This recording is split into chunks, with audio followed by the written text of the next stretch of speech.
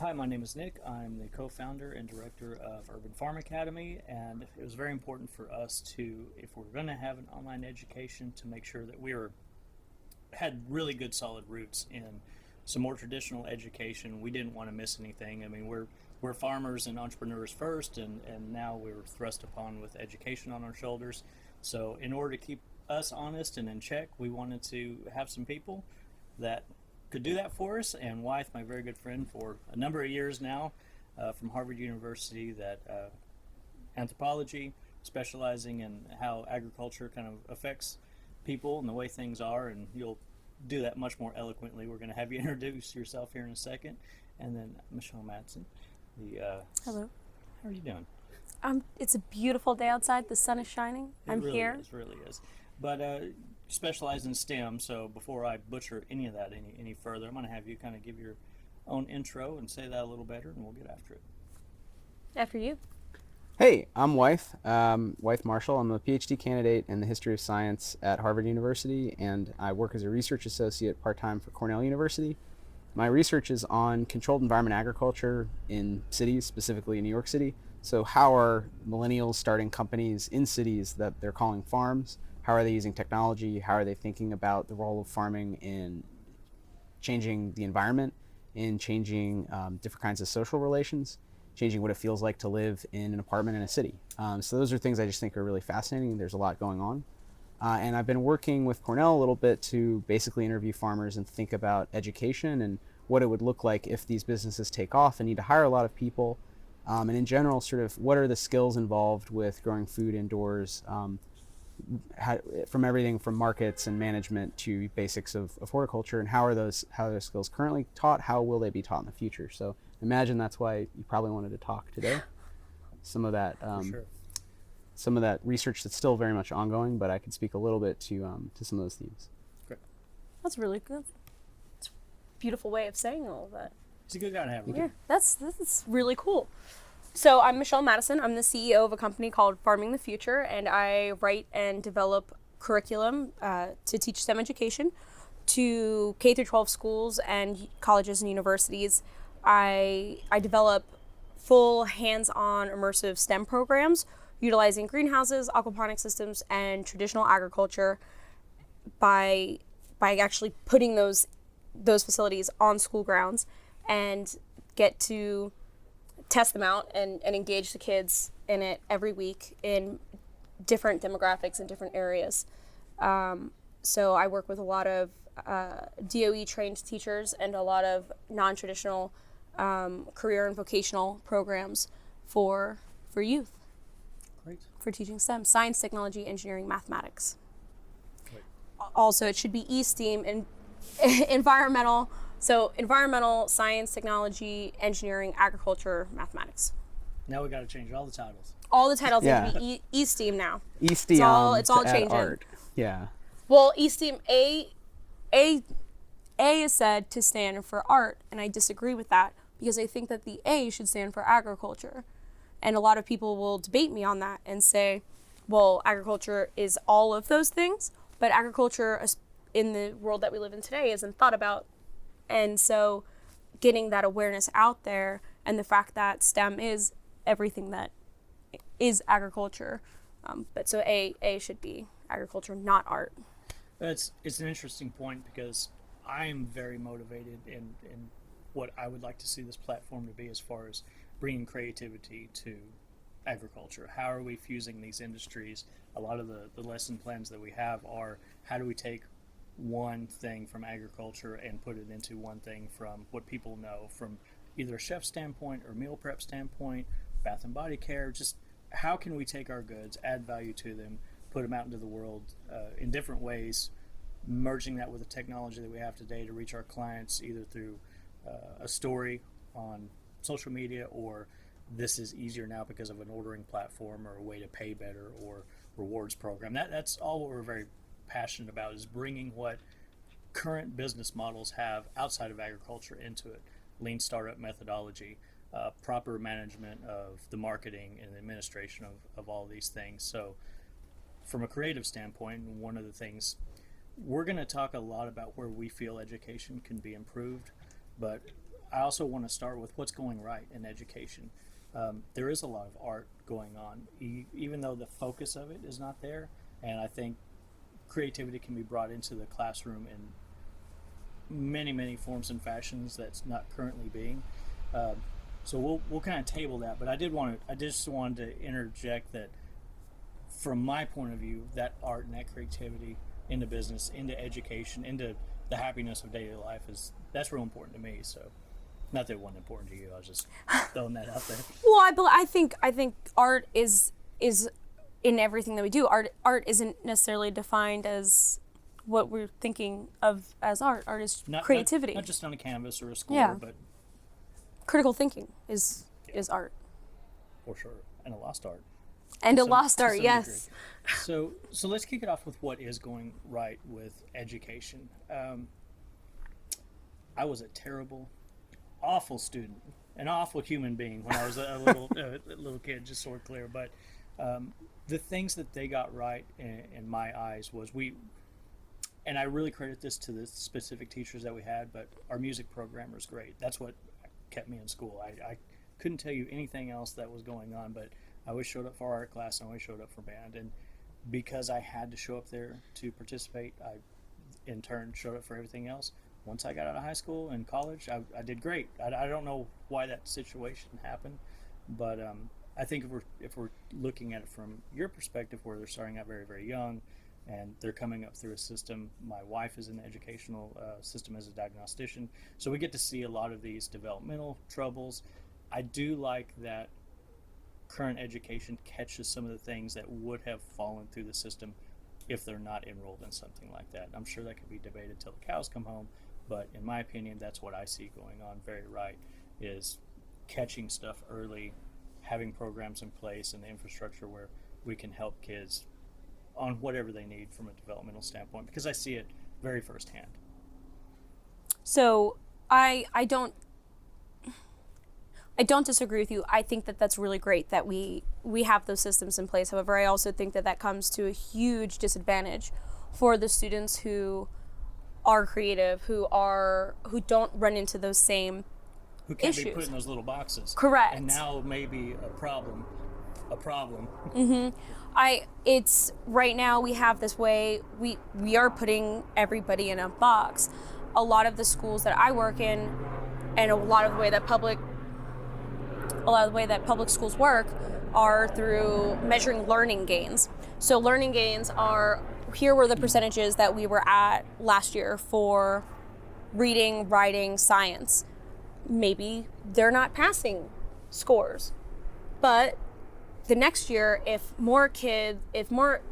kids do better, or if more kids get higher grades, even if it's still failing, let's say we made a 6-point learning gain. Right. That's what everything's all about. You get more learning gains, you get a better school grade, but it doesn't necessarily mean that the school is teaching or communicating that subject any better, because what could be happening is the teachers are spending all of their time focusing on the absolute worst students who either don't care about school and aren't engaged, or students who have disadvantages, and they're spending all of their time and energy focused on the students who are performing the lowest, so that way they have the biggest learning gains, which shows on this scale this huge jump, instead of the entire class and all of the students all increasing the amount that they're learning and engaging in.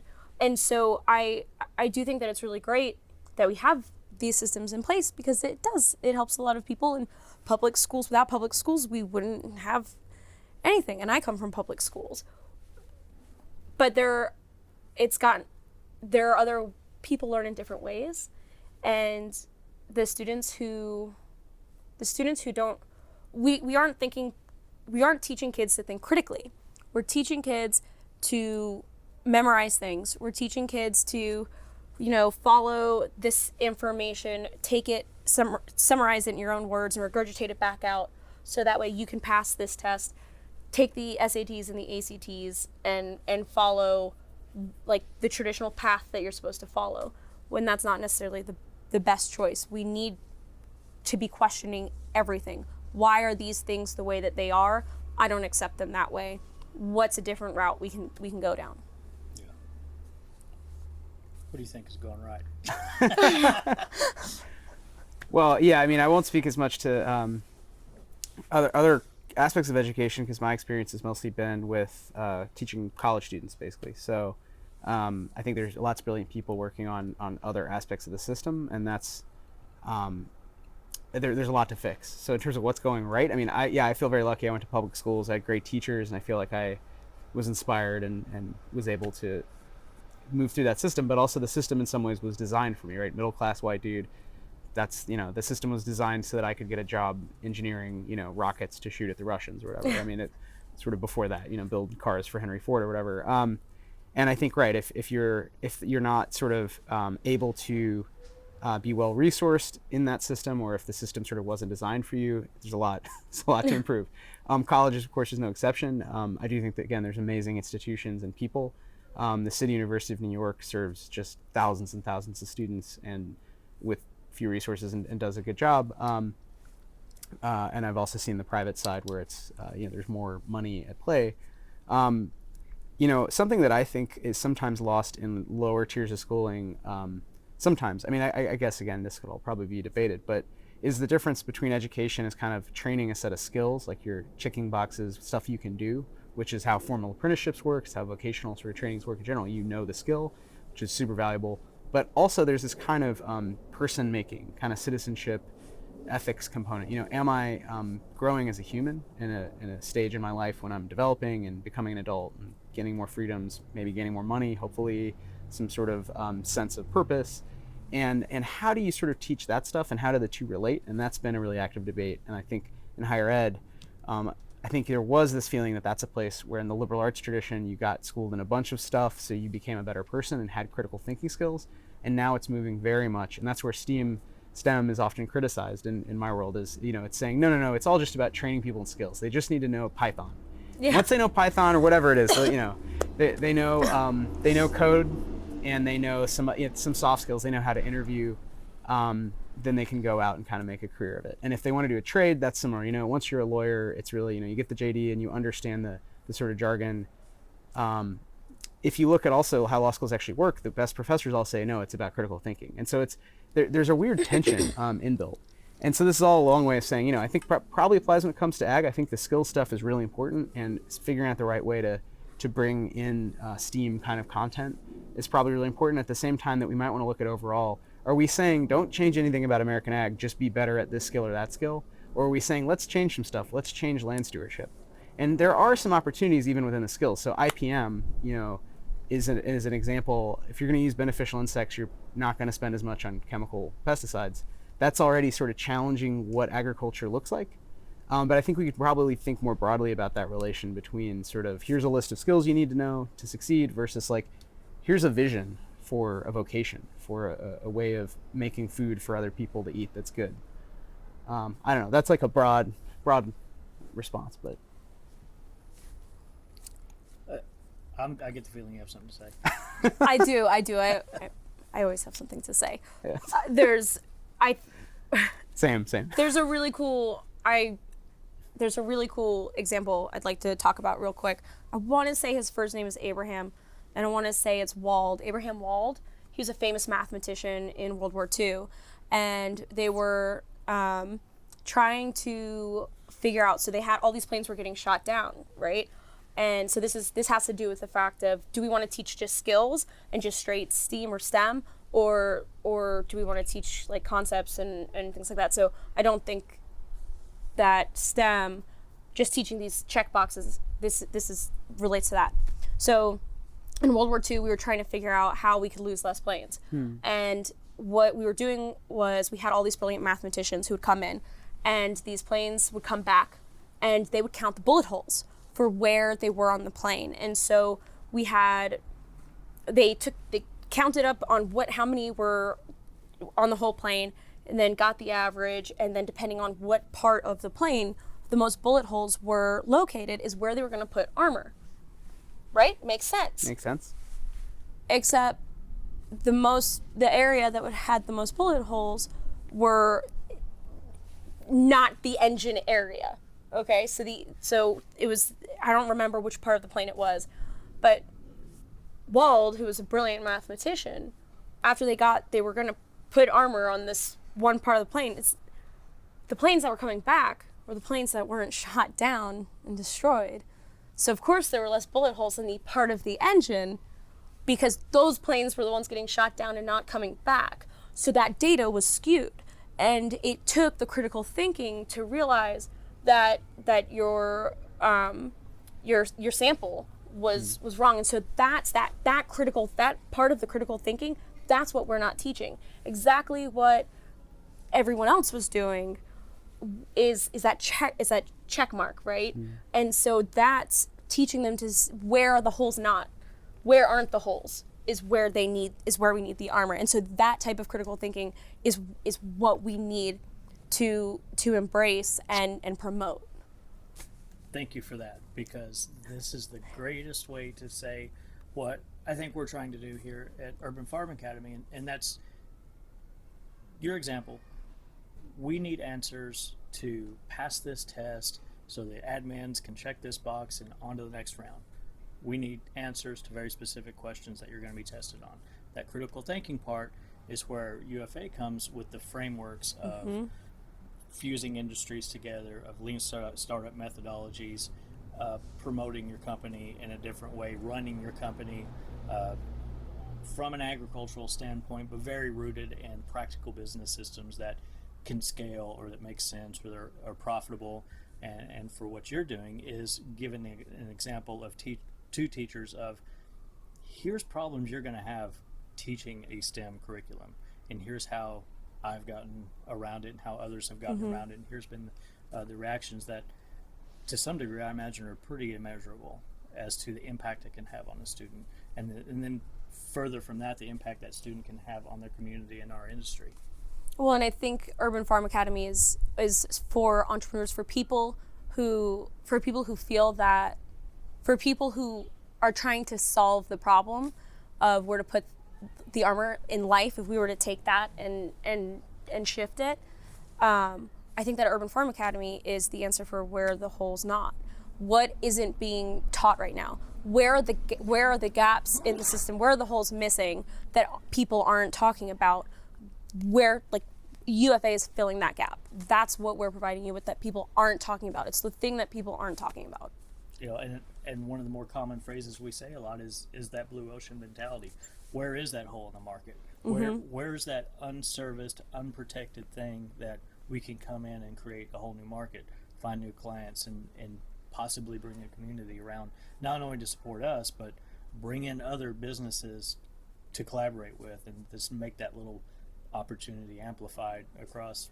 Maybe it's another farmer, maybe it's an event planner, maybe it's something that we haven't thought of yet because we haven't had those critical thinking, and we maybe had not had the financial freedom or the time to explore what these options could be, because we're so busy focused on how do we make the next dollar on our smaller farm versus let's go out tonight with 3 or 4 other people and just have a discussion.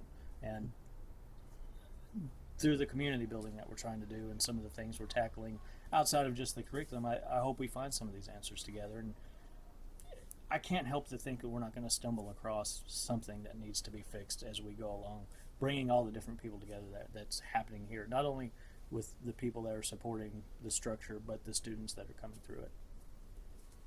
Yeah, I mean, I think there's a lot of interesting conversations around food and ag happening in the United States now that feel exciting and new, and they're not all necessarily joining up and having profitable, meaning like interesting discussions with one another. And maybe that's part of also what having that more entrepreneurial blue ocean, to use your term, mindset, and also looking for gaps and thinking about what it means to think critically looks like, as opposed to trying to replicate a known model, trying to get a good job in existing agribusiness, checking boxes, but really thinking about, well, what's a new concept?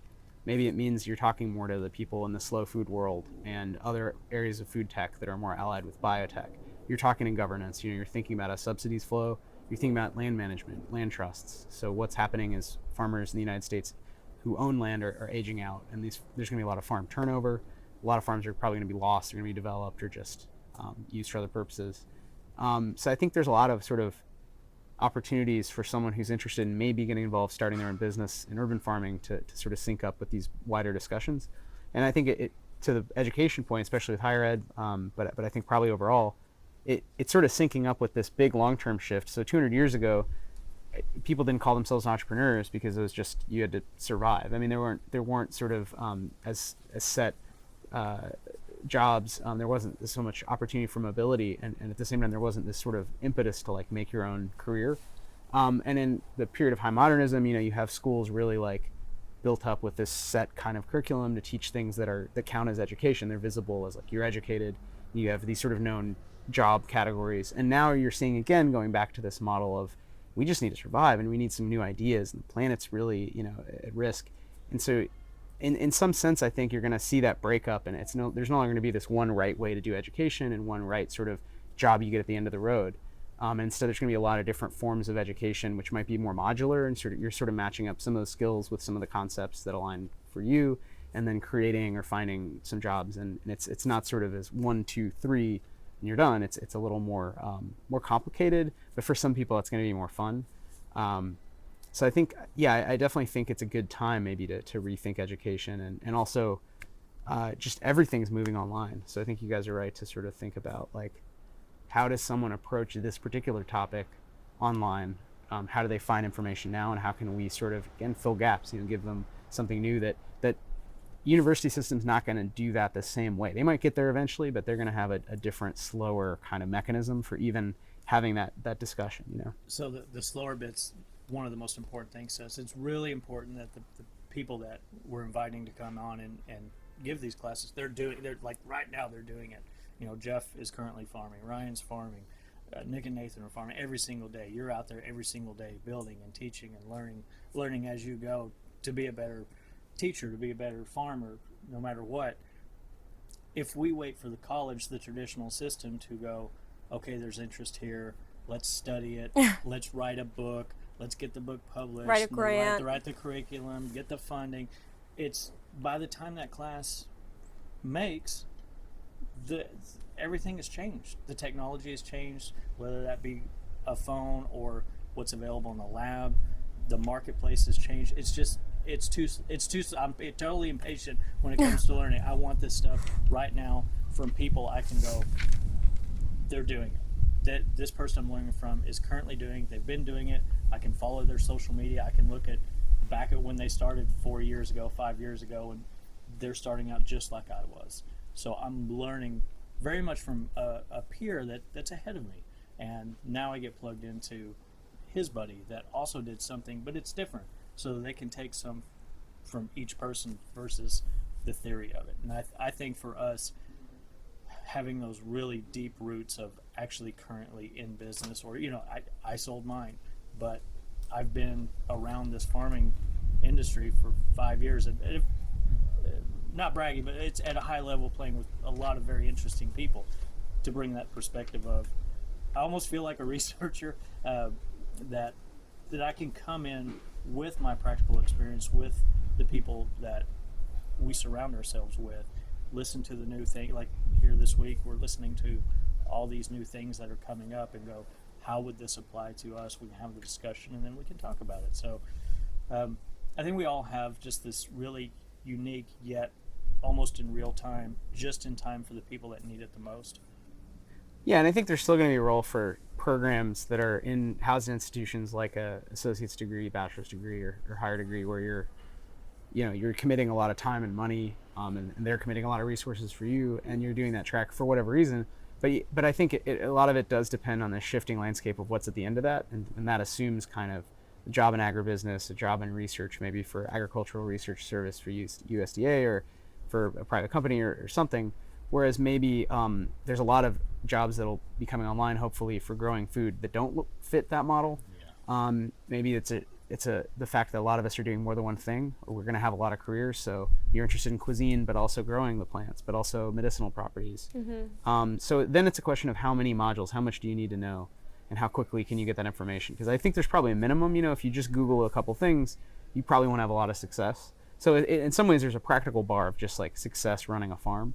What gets you there? Is it a 2-year degree? Is it a bunch of courses that you can sort of digest in a few months? And it may be that in many cases right now, the few courses actually are the better offering presently, depending on what you're trying to do. Mm-hmm. And especially on the business end, if you're talking about innovating business models, I think that's probably a little harder to teach to some degree. You can teach finance, you can teach budgets and stuff, but I think a lot of it's about growing markets, and I think that's where it seems like you're really pushing, farmers to think about what they're doing in a core way, whom they're serving. I think that's why it was so important that we had you as part of our community, is we wanted to keep a foot in traditional ag. So we kind of had a compass as to the proper ways that people like to, traditional education knows how to teach people, and we need some of that structure as well. But again, what I think we gain is that fast approach to getting it out, and the ability to quickly change it if we have a tweak in our businesses. Well, and also a great time to start a business is when you're in school. And sure, you might, let's say you're going to school for agriculture, but that's what you want to do, and you want to start a business, you want to be in agribusiness. You can progress yourself further by taking those classes, taking those certificates, learning from people who are doing it and doing it then, because you have your feet dipped in both. There are a lot of different ways of going about it. All of them are beneficial. It's everybody has a different learning style, and nothing's wrong with all of them too. Well, it's the same way we feel about farming. We Mm-hmm. want organic soil growers. We want Mm-hmm. indoor ag. We want a mix. We want we don't care how they're growing, as long as they're contributing to a positive food economy and positive outcomes for the environment and for job training. That's a big part of what we're trying to do, is how do we help you train your people, or how do we help you prepare for a job in agriculture that doesn't necessarily involve owning a farm, which a lot of that's going to come from traditional schooling. You want to be a researcher, you want to be in finance, or you want to do what you're passionate about and what you're naturally driven to, but you still want to affect ag, but not necessarily be out in the field or be in a grow room seeding. How are you going to take what the talents and what makes you happy and bring that into agriculture that we're currently missing, which is a lot of, And make it profitable. and make it profitable, which is a lot of baseline business structure, and it's a lot of, now, Wythe and I, the first time we ever talked, we talked for hours, because we both are just super passionate about how we got here and the effects that are changing. Those kind of conversations also need to happen. We never did that in the field, but it's like it in part led us to what we're doing here today. How can we critically think about problems that everything that agriculture can affect, infrastructure of cities, agriculture, or architecture. There's so much that affects through ag that I think people need to, instead of just looking at from above, actually come and play with people in the system so we can make it better and bring it up to today's standards and today's technologies. Yeah, and that's very common in other fields. And then there's a difference between things that are taught for a job very explicitly. Like if you go to med school, you're trying to be a doctor, or law school, you're trying to be a lawyer, dental school, you're trying to be a doctor or tooth doctor. But you're learning skills that are relevant to that vocation, and people all sort of theoretically have some sense of what that vocation is, even if you could unpack it and debate. And I think in ag, maybe there's a sense of what a farmer is, but probably that's changing in response to the economy, the climate, politics, aging farm ownership. There's a lot of reasons, and immigration policy. So if maybe we can't assume anymore what a farmer is, and that's going to affect education. And on that other side, so if you're teaching plant physiology, it's not because you're necessarily going to be a plant physiologist. It's what plants are, how they work. And some of those things, I think that the skills needed to do horticulture and make money in a business in an urban setting are a little different than maybe go into these ag programs right now. Maybe it's more things like marketing, cuisine. Maybe it's tech issues, software, knowing more about light reinforcement. And then I think about the way computers are taught. Maybe there's more to do with a class that is about rapidly prototyping a product. So you're all building a product. You're doing the thing while you're in college, even though you're an undergrad, to give you some experience with what that looks like, the whole product design process.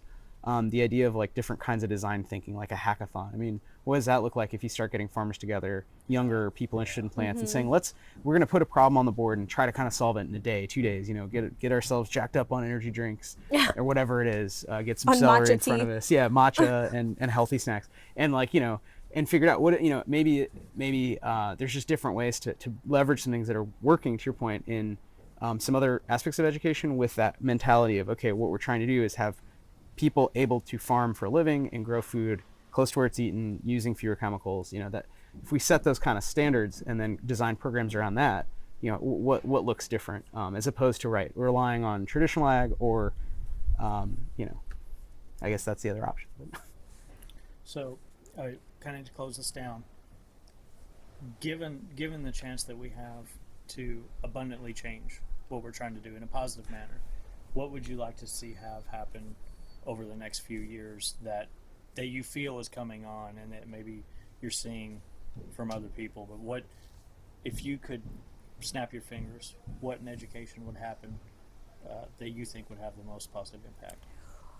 The ability,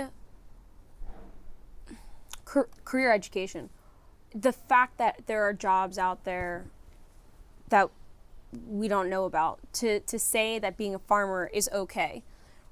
I deal so much with people who in K through 12, the kids see farming as that's not for me, I don't do that, that's for the uneducated, when it's the complete opposite. And it's so much more. I mean, it's entomology, it's being a microbiologist, and it's being an entrepreneur. And I mean, the company that breeds ladybugs, you could be somebody who breeds ladybugs for a living to sell them to farmers. That could be your job.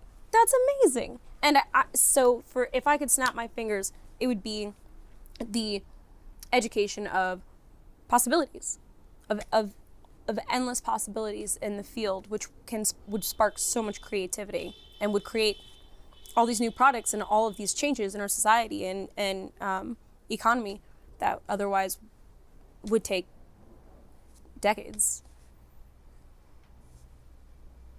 Yeah, that's a big one. I mean, we need a Green New Deal. We need to top to bottom rethink what it looks like to engage with living things on Earth within a capitalist framework. If we're going to continue to have companies that extract stuff and make stuff, we need to do it in a way that doesn't completely destroy the entire living environment around us. So the biggest piece of that is agriculture, and some of the fastest ways are ending subsidies for commodities that we don't need and focusing on specialty produce we actually eat, and supporting people who want to do that, and looking at then, okay, how is this taught? Are we just teaching skills, or are we thinking holistically about a career, a lifetime of work, not just, okay, they ticked a box, they know one thing, but maybe they're going to forget it a few years later.